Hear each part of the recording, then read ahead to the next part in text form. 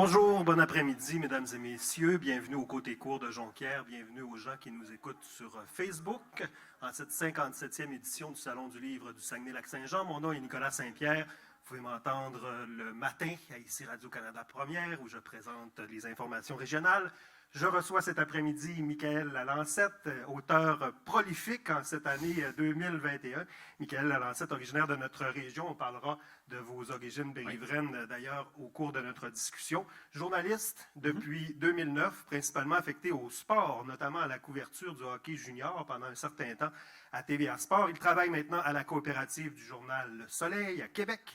Et donc, une entrée spectaculaire dans le monde littéraire tout de suite après le début de la pandémie avec deux ouvrages. Donc, le premier, Georges Vézina, L'habitant silencieux, publié tout juste au début de l'année. Et il y a 25 ans, Le déluge, des héros et des témoins raconte, aussi publié aux éditions de l'Homme en 2021. De quoi vous gardez occupé en cette période de pandémie? Oui? Et le mois prochain, troisième livre qui sera publié aussi aux éditions de l'Homme sur les 25 ans des Remparts de Québec. C'est un contrat de rédaction de la maison d'édition.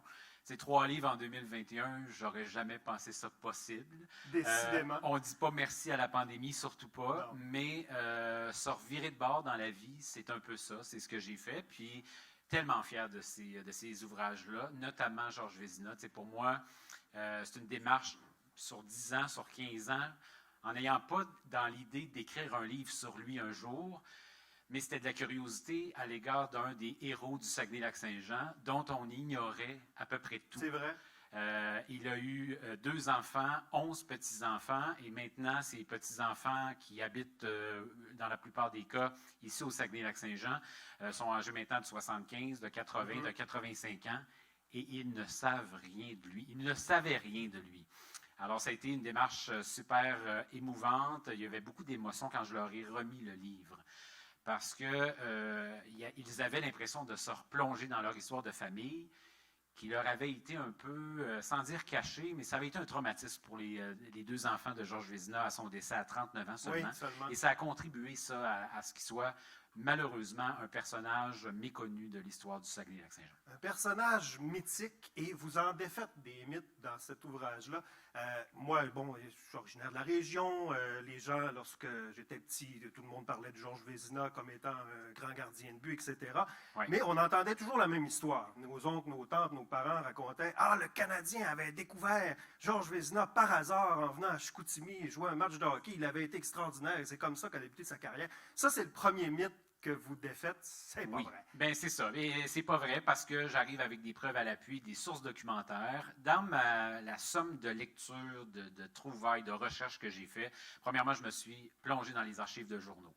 Alors, de 1910 à 1926, j'ai fait chaque journée de chaque quotidien francophone-anglophone au Québec pour essayer de tout savoir par rapport à Georges Vézina. S'il y a une grippe, s'il déménage, s'il a perdu ses clés, je le sais, je l'ai dans mes documents. C'est presque de la folie dans un certain sens. Tu sais, je regarde ce livre-là, j'en suis hyper fier. C'est ce dont, dans ma carrière, je suis le plus fier. Mais en même temps, je me demande si je le referais tellement que ça a été des recherches absolument incroyables. Puis, c'était de soulever toutes les pierres que je pouvais trouver. Premièrement, il n'y avait personne de vivant maintenant qui avait connu Georges Vézina. Fait que ça, je devais éliminer cette piste-là. C'était de me replonger, oui, dans les journaux, dans les actes de notaire, les actes de naissance, de sépulture, pour essayer de trouver le maximum d'informations, défaire des mythes, parce que le nombre d'enfants, c'en était un, ça trouvaille ici à Chicoutimi par le Canadien, ça aussi, avec les années qui ont passé, on a embelli peut-être cette version-là, parce que oui, le Canadien est venu jouer un match ici en février 1910, mais dans les années avant, à partir de 1906, de 1907, de 1908, 1909, le nom de Georges Vézina se retrouve dans les journaux montréalais. Alors, le Canadien de Montréal ne peut pas ignorer, en tout cas, le Canadien et ce qui a précédé la création de l'équipe en 1909, ne pouvait pas ignorer c'était qui Georges Vézina. C'est sûr, c'était très loin. C'était dur de se rendre ici au Saguenay. Ça prenait 15 heures de train. Les conditions n'étaient pas ce que c'est maintenant. Les communications non plus. Mais c'est impossible qu'ils n'aient pas su c'était qui. Est-ce qu'ils l'avaient peut-être pas vu jouer? Ça, c'est des pistes probables. Alors, c'était d'essayer de démêler tout le temps le vrai du faux. À son décès en 1926, il est pourtant bien connu à ce moment-là. On lit dans les journaux américains qu'il est chef de police de la ville oui. de Chicoutimi, qui est maire de la ville, qui possède à peu près tout ce qu'il y a de commerce puis d'industrie. Ici, il a été prospère comme homme d'affaires, mais c'est pas vrai que c'était pas un trust à lui seul comme il est décrit dans les journaux de cette époque-là. Il n'a jamais été policier. Non, c'est ça. Alors, c'était d'essayer démêler le bon gré de l'ivraie. Puis, je pense que j'y suis quand même parvenu, mais ça a été toute une démarche. Puis, il restait des zones d'ombre, malheureusement, mais je pense quand même avoir pu faire la lumière sur lui. On voit que les fake news, donc, ça ne remonte pas à hier, à Donald Trump, bien avant. Non, puis moi, j'ai fait attention, je voulais bien doser, mais c'est pas juste un livre de hockey de sport, c'est un livre d'histoire. Oui. Et on revit l'histoire de Chicoutimi, du Saguenay-Lac-Saint-Jean, le feu au centre-ville, la vaccination obligatoire contre la variole. Alors, je me suis amusé quand même à ramener des thèmes un peu d'actualité pour rappeler que l'histoire est un éternel recommencement et qu'on revit des crises, des choses du passé qui ne sont pas nouvelles maintenant. Alors, ça m'a fait plaisir de ramener ça. Et on apprend des choses aussi sur le développement de notre sport national. À l'époque, même le jeu est différent, les positions ne sont pas les mêmes. Le gardien de but, s'il attrape une punition, il s'en va au banc 2 minutes, puis il est remplacé par un joueur. Il est remplacé par un joueur, il donne son équipement. L'équipement est très rudimentaire, remet ses jambières. Il n'y a évidemment pas de masque chez les gardiens de but. Il y a une mitaine qui ressemble plus à un gant qu'autre chose. Ils ne peuvent pas se jeter par terre, déposer les genoux, c'est interdit, il doit jouer debout. Et lui, Georges Vézina, c'est ça qui est fascinant dans son histoire, c'est que il évolue à travers le sport. C'est 16 saisons quand même avec le Canadien de Montréal. Il ne rate pas un seul match. Alors, il y a des grippes, il reçoit des rondelles en plein visage, il a l'œil boursouflé, mais il est toujours devant son filet avec le Canadien. Et il fait l'unanimité partout où il va. Et ça joue du coude, ça joue dur. À cette époque-là, la police doit intervenir dans les matchs parce qu'il y a des agressions physiques, les spectateurs se mêlent des matchs. Mais Georges Vézina, lui, ne fait pas partie de ça. Georges Vézina est respecté. Ça arrive une seule fois où il se fait lancer des objets à Ottawa, parce que ça, c'est la grosse ville, la grosse rivalité du Canadien. Ce sont les sénateurs d'Ottawa. Il se fait lancer des billes, il se fait lancer des citrons, mais c'est la seule fois. Le reste du temps, et à son décès en 1926, c'est un concert d'éloges. Les gens, c'est vraiment quelque chose. Puis l'onde de choc que ça crée, sa maladie d'abord, la tuberculose, et son décès, moi, juste seulement ça me dit, il y a matière à livre, et ça a été un personnage marquant de l'histoire de notre région. Peut-être le plus gros personnage des débuts de l'histoire du Saguenay-Lac-Saint-Jean, ce qu'il a représenté. Oui, et vous parlez justement de l'histoire de la région parce qu'on rentre ça aussi dans son contexte. À l'époque, il était, on l'a dit, investisseur. Ce n'était pas le plus gros investisseur de la ville de Chicoutimi, contrairement à ce que un quotidien américain rapportait, mais il a eu de l'implication, notamment dans le premier aréna, pour ainsi dire, qui s'appelait le Patinoire, qui était à l'extérieur. Oui, pas de E. Qui était donc l'amphithéâtre de l'époque, qui était... une grange. En gros, si on regarde ça avec nos yeux de 2021, c'est une grange. Mais pour l'époque, c'était la modernité. C'était un rond couvert, comme on appelait ça à cette époque-là. Il a été propriétaire du Théâtre des Vues animées, un cinéma. Alors, les tables de billard, on se rencontre là. Alors, on réalise en lisant l'ouvrage que Georges Vézina, c'était quand même un homme de son époque, mais il est avant-gardiste, qui n'hésitait pas à s'impliquer dans toutes sortes d'aventures financières. Et ça a fait en sorte qu'il a pu bien monnayer sa valeur comme joueur avec le Canadien de Montréal, parce qu'il disait, moi, j'ai des compagnies au Saguenay-Lac-Saint-Jean. Alors, si vous voulez que je vienne jouer à Montréal, je dois être payé en conséquence. Alors, c'est un bon négociateur. Un homme d'affaires. Oui. Un dernier mythe, peut-être, que vous voulez abattre, et il serait important de le faire, ce sont ces mensurations. Oui. Lorsqu'on regarde sur le site de la Ligue nationale de hockey, il est établi à 168 cm. Ça, c'est 5 pieds 6, 84 kg, 185 livres. C'est pratiquement impossible. Il était certainement plus grand que ça. Sur toutes les photos d'équipe, Georges Vézina est toujours parmi les plus grands des joueurs du Canadien. On sait que, à cette époque-là, des joueurs de 6 pieds 4, 6 pieds 6, ça n'existe pas. Mais sur les photos d'équipe, moi, je me suis basé avec ça. Bien entendu, j'ai documenté aussi certains. Lorsque, par exemple, on réfère à lui comme un grand gardien, il a quelques matchs de jouer à peine. on peut pas dire que nécessairement que c'est en lien avec ça. Et j'ai trouvé des sources documentaires, par exemple Jack Adams, qui a été un des entraîneurs légendaires dans l'histoire de la Ligue nationale dans les années 50, qui a affronté Georges Vézina comme joueur, dit que Vézina mesurait 6 pieds 1. Alors, tu sais, ça, c'est du concret. Là. Ça, c'est du concret. Et moi, j'ai déposé tout le fruit de mes recherches à la Ligue nationale pour essayer de faire changer les choses. Ils sont ouverts à ça. Ils m'ont répondu. Oui, oui, tout à fait. Ça demeure quand même délicat de jouer dans ça parce que on perpétue ces erreurs-là depuis près de 100 ans. Oui. Alors, il y a, tu sais, la Ligue nationale, bon, le sport professionnel est parfois un peu conservateur. Moi, j'ai fourni notamment les statistiques officielles. Moi, j'ai documenté tous les matchs que Vézina a joués avec les minutes précisément parce que lorsqu'il était puni notamment avec des pénalités, devait quitter la glace. Alors, j'ai soustrait tout ça pour avoir les vraies statistiques officielles à la fin. Alors, à la blague, je dis tout le temps, les 4 dernières pages de mon livre, ça m'a pris 2 mois à écrire ça parce que ça m'a pris à peu près ça 2 mois, comptabiliser toutes les statistiques officielles de Vézina. J'ai mis tout mon cœur dans ce livre-là et la dernière trouvaille que j'ai pu faire, c'était quelques jours avant de remettre mon manuscrit officiel à la maison d'édition parce qu'avant même, j'ai pas fait de contact. J'ai écrit le livre et quand il était terminé, je l'ai envoyé à la maison d'édition. Une semaine plus tard, j'avais mon contrat. Ah ouais. Et dans la plus belle des trouvailles, c'était les chroniques signées pour un journal anglophone. Bon, possiblement que Léo Dandurand avait une belle contribution là-dedans, on ne saura jamais, mais je n'avais pas été capable de trouver ça. Dans toutes mes recherches, incapable de trouver ça. Et je trouve ça à la Bibliothèque nationale à Montréal, Bibliothèque nationale à la Grande Bibliothèque, le 7 août 2020. Je n'oublierai jamais ce jour-là. Je vous en parle, j'ai des frissons. J'aurais eu le goût de hurler dans la bibliothèque. J'ai trouvé ce que je cherchais depuis 15 ans.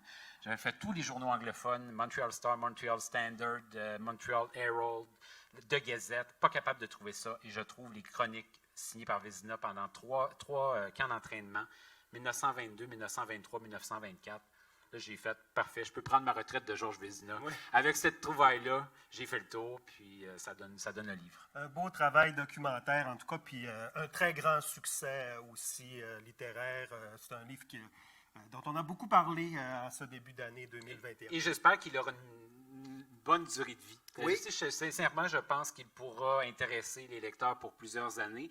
Parce que ça fait 100 ans qu'il est décédé, donc je pense qu'on peut se donner encore de la marge de manœuvre. Mais j'espère le plus il sera lu, le mieux ce sera pour l'histoire de la région parce qu'il a été important. À titre d'ouvrage de référence. On va passer au second, donc il y a 25 ans, Le Déluge, sorti quelques mois plus tard. Bon, là, c'est un drame qui vous a touché, qui a touché votre vie personnellement, parce que vous l'abordez au début dans l'introduction, la perte de votre résidence familiale. Vous êtes enfant à ce moment-là, vous avez quoi, 8 ans, 10 ans, et tu sais, j'ai pas oublié ça. Il y a des gens qui me disaient après l'apparition de mon livre, ouais, mais tu avais seulement 10 ans, c'est impossible que tu te souviennes de tous les détails. Oui, je m'en souviens comme si c'était hier. Je me souviens des odeurs, je me souviens des bruits, je me souviens de tout. Parce que ça a été marquant, se retrouver sans souvenir, tu n'as plus rien. Tu vis un désarroi. Puis, 10 ans, c'est assez jeune pour ne pas avoir la pleine conscience de tout ce que ça peut représenter pour tes parents, pour ma mère dans mon cas. Nous, on était 19 membres de la même famille, voisins et voisines. Alors, du jour au lendemain, un claquement de doigts, tu ne peux pas aller chez une tante, chez un oncle pour vivre dans l'incertitude, dans la peur, dans la crainte. Tu dois aller à la base militaire de Bagotville. Puis moi, je me suis toujours dit, un jour, je vais trouver une façon de dire merci. Parce qu'on a été aidés, on s'est retrouvés, bien entendu, avec plus rien. La maison a été emportée donc le samedi 20 juillet, un petit peu avant 21h. Puis, on a tellement été aidés par les gens du Saguenay-Lac-Saint-Jean, par la population du Québec. Il y a un bon jour, on a reçu une télé de l'Ouest canadien. Il y avait un mot, et je parle de ça, puis ça me ramène dans mes émotions de cette époque-là. Donc, c'était spécial, puis je me disais, un jour, moi, je suis journaliste, je suis capable de communiquer, je suis capable d'écrire. Bien, ma façon à moi de dire merci, ça va être d'écrire un livre. Puis, j'ai lancé ce projet-là à la maison d'édition en décembre 2020.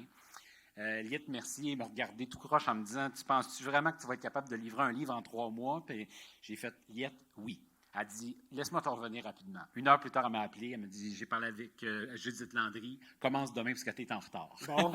J'allais écrire en 3 mois. Puis, ça a été fabuleux. C'était une aventure extraordinaire. Événement évidemment plus contemporain, là, ça ne se compare pas d'un à l'autre du tout. Beaucoup de témoins vivants, contrairement au premier ouvrage. Vous avez choisi 25 témoignages des gens qui ont vécu le déluge, chacun à leur façon. Ouais. Comment on fait les choix dans les témoins qui sont disponibles? Ça a été peut-être le plus difficile de tout, ça a été ça. Je voulais choisir les bonnes personnes. Il y avait des milliers d'histoires à raconter. Tout le monde a vécu le déluge au Saguenay-Lac-Saint-Jean. Et même à l'extérieur de la région. Je m'en suis rendu compte en réalisant tout le travail de recherche. Premièrement, je suis un gars méticuleux, donc j'ai relu tout ce qui a été fait là-dessus. Regardez toutes les émissions spéciales, des 5 ans, des 10 ans, des 15 ans, des 20 ans, la première année. J'ai parlé avec, bien entendu, des gens de ma famille pour me replonger dans le contexte. Et j'ai décidé de faire une première liste. Il y avait une 60aine de personnes sur ma première liste. Plus j'avançais, plus cette liste-là devenait pas mal mes 25. Je n'ai pas essuyé de refus. Puis ça, pour moi, c'était une grande victoire, premièrement, parce que je n'étais pas limité dans mes choix de personnes. Et j'étais un peu renversé. Parce que je me disais, il y en a qui ça va avoir des conséquences sur leur vie. Richard Roy, dans un des premiers chapitres, qui tombe dans une crevasse avec sa jeune fille de 3 ans, passe une nuit à voir des autos tomber dans un trou.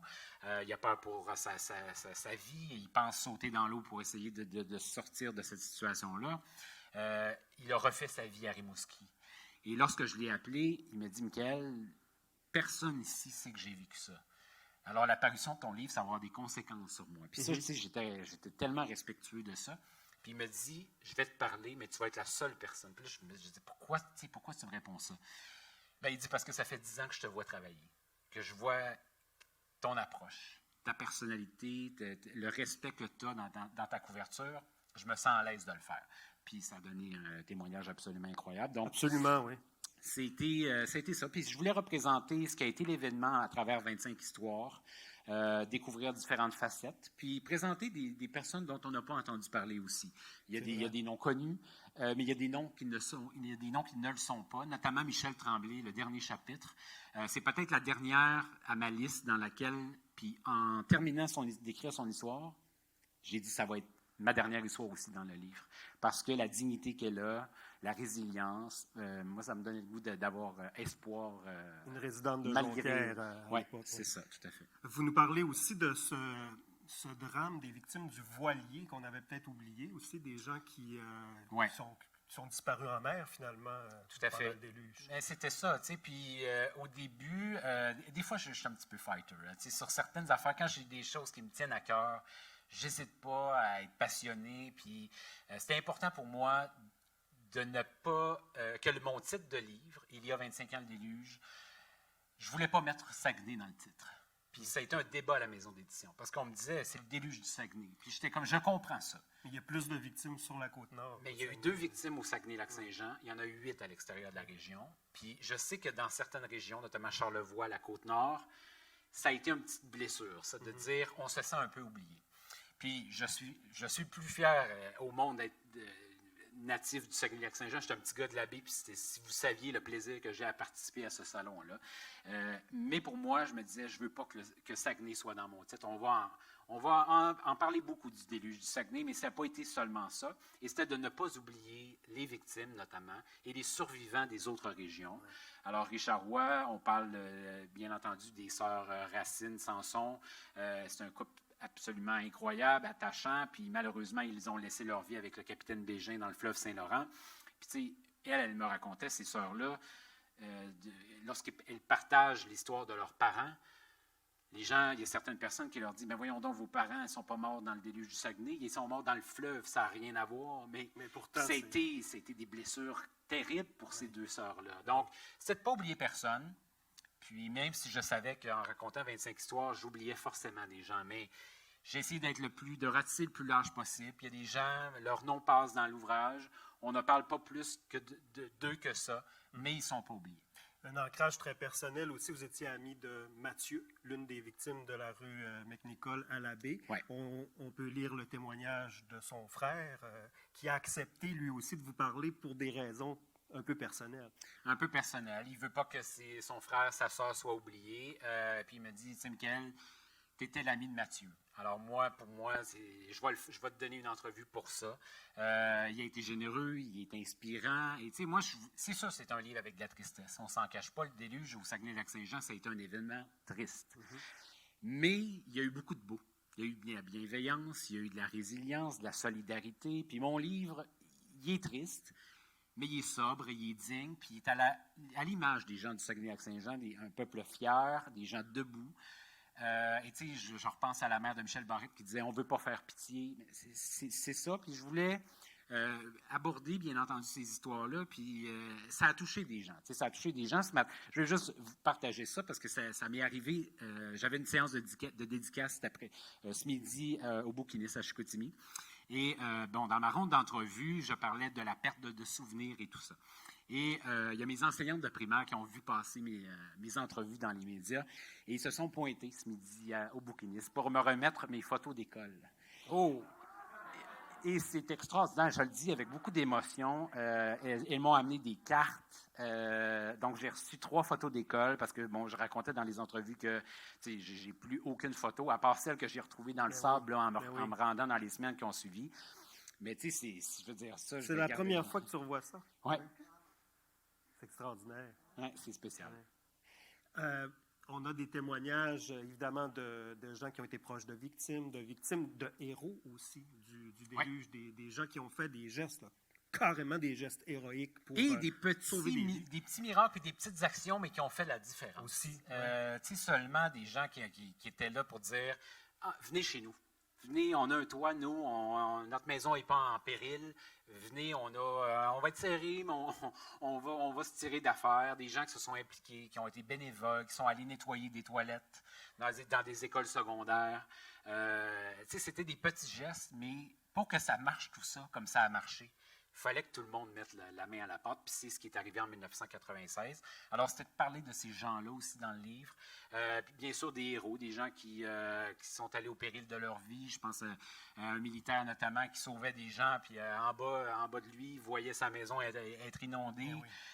Tu sais, je veux dire, c'est ça. Il y a eu beaucoup de... Les gens ont vécu toutes sortes d'émotions. C'était en montagne russe. Mais 25 ans plus tard, ces gens-là ont survécu, ces gens-là sont résilients, puis c'était de les accompagner, de voir aussi ce qu'elles sont devenues, ces 25 personnes-là, 25 ans plus tard. C'est vrai.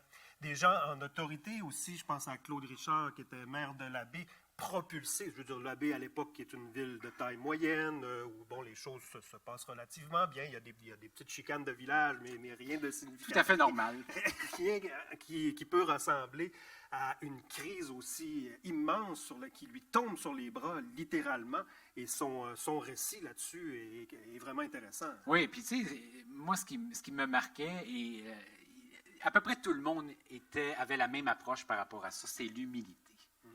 Les gens disaient, moi, je veux pas avoir l'air d'un sauveur. Je veux pas avoir l'air. Puis je suis persuadé qu'en recevant le livre, il y a peut-être quelques-unes des personnes parmi je suis tombé en amour avec 25 personnes avec ce livre-là. Puis je le dis à la fin, je leur souhaite tout le bonheur du monde parce que je me suis lié d'affection, parce qu'à travers leur histoire, je me revoyais dans eux, dans eux, dans elles, versus certaines facettes de comment ils ont vécu cet événement-là. Mais c'était toujours avec beaucoup de pudeur, beaucoup d'humilité, puis ils disaient, moi, je ne veux pas avoir l'air d'un héros. Mais malheureusement, le mot héros est sur la page couverture de mon livre, puis c'est un choix tout à fait choisi. Je voulais ça, puis c'était les témoins. Aussi, on ne voulait pas mettre victime, parce que, je veux dire, c'est toute la région qui a été victime dans cet événement-là. Puis, il y a eu beaucoup de témoins, des témoins obscurs, des témoins qui ont été participatifs. Puis, Claude Richard, je pense à Denis Saint-Onge, Françoise Gauthier, Jacques Brassard. C'était difficile de choisir 25 personnes parce que, malheureusement, c'est ça. Heureusement, il y avait beaucoup de gens qui étaient là pour être bienveillants pour les gens du Saguenay-Lac-Saint-Jean. Malheureusement, je devais faire un choix, puis c'était mathématique des 25. J'aurais dû faire 50 personnes, 50 histoires pour 25 ans. Ça aurait peut-être été plus facile. Rendez-vous dans 25 ans. Ah, c'est ça, j'en ferai un autre dans 25 ans. Mais c'est ça. Ces deux projets-là sont différents. J'en suis fier tous les deux. Ce sont des projets personnels. Mais c'est ça. Je suis juste très, très heureux, fier. Puis je veux dire merci aux gens du Saguenay-Lac-Saint-Jean. Parce que la réponse a été fantastique. Et le choix de laisser les gens raconter aussi, c'est venu comment, ça? Est-ce qu'au départ, tu y vas avec cette approche-là en disant, je vais rencontrer des témoins, je vais rapporter leurs propos, comme si c'est eux qui écrivaient. Est-ce que tu partais avec cette idée-là ou c'est venu en cours de travail? Mais je voulais casser le rythme aussi. Je voulais pas que ce soit un livre seulement, que tu commences du début, tu termines à la fin, puis tu n'as pas été surpris, tu n'as pas eu des variations de style. Je voulais des enfants. Samuel Girard qui raconte son histoire au jeu. Même chose pour Michel Tremblay, Paul Larocque. Je voulais qu'il y ait des gens d'un peu tous les milieux, socio-économiques, mais aussi de toutes les strates de la société, des journalistes, des politiciens, des hommes d'affaires, des journalistes, je l'ai dit, mais en tout cas, bref, des mères monoparentales, de plus grandes familles, de tous les âges. J'essaie d'être comme inclusif, d'essayer de varier le style, puis que ce livre-là ne soit pas juste une narration de « bon, ici, il est arrivé ci, il est arrivé ça », mais qu'on revive avec ces 25 personnes-là les émotions qu'ils ont vécues à des moments bien précis de cette terrible catastrophe-là. Puis, à vous de me dire si ça a été réussi ou pas. Personnellement, je vais dire oui, d'accord? Les gens, oui, ça va. Ceux qui l'ont lu, oui, ça va. Mais tu as choisi d'utiliser chacun des chapitres, c'est un mot d'action avant le début de chaque chapitre. Ouais. Intervenir, rassurer, survivre, défendre, aider, rapporter, redonner, retrouver. Il y a quelque chose là aussi qui est délibéré. Tout à fait, parce que c'était de l'action. Les gens n'avaient pas été préparés à vivre un événement comme celui-là. D'ailleurs, les schémas, les plans d'urbanisme, les plans d'intervention d'urgence, si je repense à Françoise Gauthier, on la salue si elle nous écoute aujourd'hui, mais Françoise Gauthier qui dit à son bras droit, écoute, enlève ça, enlève-nous ces papiers-là, ça ne servira à rien. Il n'y a rien, on n'a pas été préparé à ça. Alors, on va élaborer quelque chose pour sauver notre monde, pour s'assurer qu'il n'y ait pas de victimes. Puis d'ailleurs, ça, c'est un des miracles de cette catastrophe-là, de cet événement-là. D'ailleurs, on voit, lorsqu'il y a des terribles tragédies, des inondations de cette ampleur-là, parfois moins graves, parfois plus graves, et le nombre de victimes qui s'ajoutent. Tu sais, moi, mon cœur faisait 1000 tours cet été lorsque j'ai vu les inondations en Europe. D'ailleurs, malheureusement, c'est arrivé presque en même temps qu'on commémorait le 25e anniversaire. Puis je me disais, ça aurait été terrible si on n'avait pas eu la base militaire de Bagotville, ça aurait été épouvantable. Puis moi, c'était important. Nous, on a été 1 mois de temps sur la base militaire. Dans les premiers jours, c'était une zone de guerre. On n'entendait que des hélicoptères, des avions. C'était terrible. Mais en même temps, oui, on entendait tout ce bruit-là, mais le bruit des hélicoptères était rassurant. Rassurant? Oui, parce que les militaires étaient dans un calme absolument incroyable, semblaient tout le temps en contrôle. On avait besoin d'espadrilles. Il y avait des espadrilles. On avait faim. On avait des repas chauds pour nous. Tout ce dont on avait besoin. On est devenus des membres de la famille. Et lorsqu'on a quitté, on a été parmi les derniers, nous, à quitter la base militaire de Bagotville. Je le disais tantôt, tous nos proches, on était tous là. Donc, on était évacués, mais ma famille, nous, on a perdu notre maison. Mes oncles, mes tantes, mes grands-parents ont dû les démolir parce que c'était zone inondable.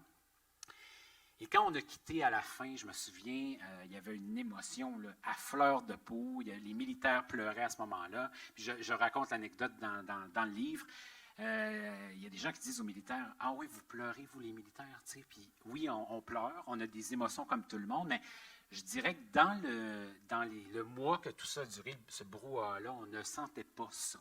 C'était le calme, ça roulait. Ils ont réalisé un miracle là, en 1996. Michael, comme au hockey, on a déjà bien entamé la dernière minute de jeu. Très, très, très, très, très brièvement, les remparts. Oh, je sais, pas des amis ici. C'est pour ça que je ne veux pas trop en parler au Saguenay-Lac-Saint-Jean.